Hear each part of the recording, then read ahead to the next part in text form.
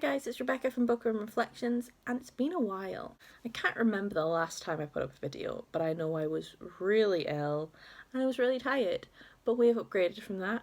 We're awake, we're here, we are excited, and I thought I would bring you some books that I'm really looking forward to reading over the next few months. Like a lot of people, I really struggle with the winter months. I find them really depressing and I tend to just introvert a lot. So I'm trying to do this new thing this autumn and winter where I have things that will make me excited about the season rather than gloomy and depressed. As you probably know, I have a lot of unread books, a lot.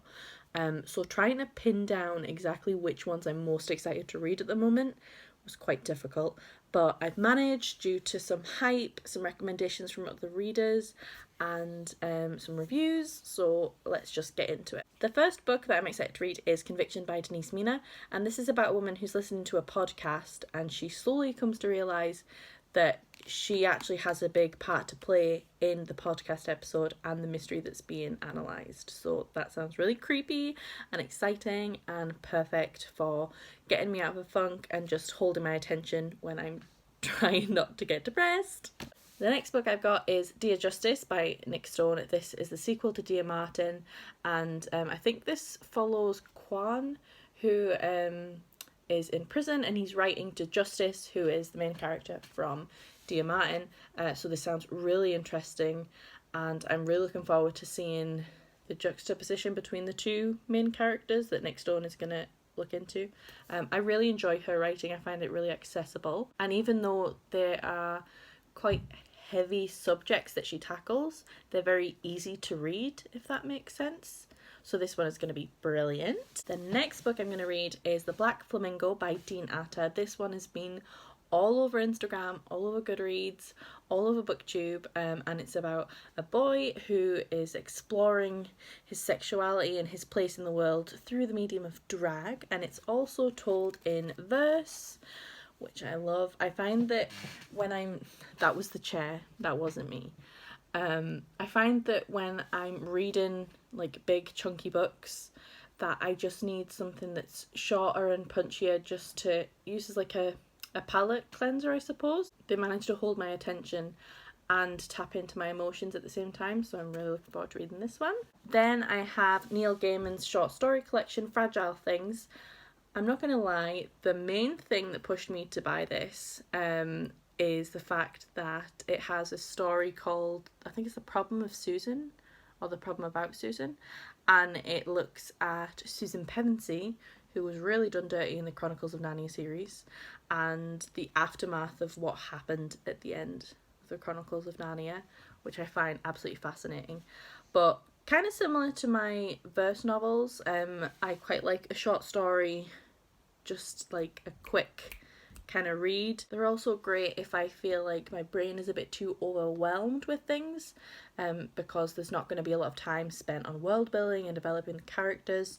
It's literally just short, sharp bursts of storytelling, and I'm really looking forward to this. I'm sure that there's going to be some that are kind of spooky and cozy and perfect for autumn and winter. God, I can't even say the season. The next book I'm going to read is Real Life by Brandon Taylor. This is one that I first became aware of because of Simon from Savidge Reads and Kieran from KDBooks, and this is about a man who is studying for a biochemistry degree, and his father has quite recently died, and it takes place over one weekend as he and his friends get up to all sorts of things. So I think I've had a read of the first couple of pages, and it does seem like something I'll really need to pay attention to. I can't just I need to take my time with it, is what I'm trying to say. But it looks really interesting. I've heard some great things about it. Oh, and it's also been shortlisted for the Booker Prize. I have read a couple of the Booker Prize books throughout the years. Some of them are really hit or miss with me. I don't tend to love literary fiction, but as a reader it's something that I'm trying to branch out more into, and I'm trying to challenge myself and push myself as a reader to read a bit more widely rather than just sticking to the genres and the categories that I have been reading for a good few years. So this will be one of my many dives into literary fiction that I'm really looking forward to. Then I've got one of the books that has been all over the place because it's super hyped, and that is The Invisible Life of Addie LaRue by V.E. Schwab. I really enjoy Victoria Schwab's books. On the whole, The Archived was one of the best series I've ever read. I loved A Darker Shade of Magic, although it did take longer to get into. But the whole premise of this is about a girl called Addie LaRue who makes a deal with the devil, and she is forgotten by everybody she meets for about 300 years until she meets somebody who remembers her. If there are any ghosts in here, can you fuck off, please? Oh my god. Are you okay, Domino? It's the devil! The devil is in the fucking room. You know what? I can't even continue because that freaked me out. So I'm just going to put this down. As if I didn't need to be spooked out anymore, the next book that I'm interested in is Pine by Francine Toon. This is set in Sutherland, which is in the Highlands of Scotland, and it's about a girl and a father who stumble across a woman in the woods, and they take her home, and then the next day she disappears. So it's all about the community that know a lot more than they're letting on.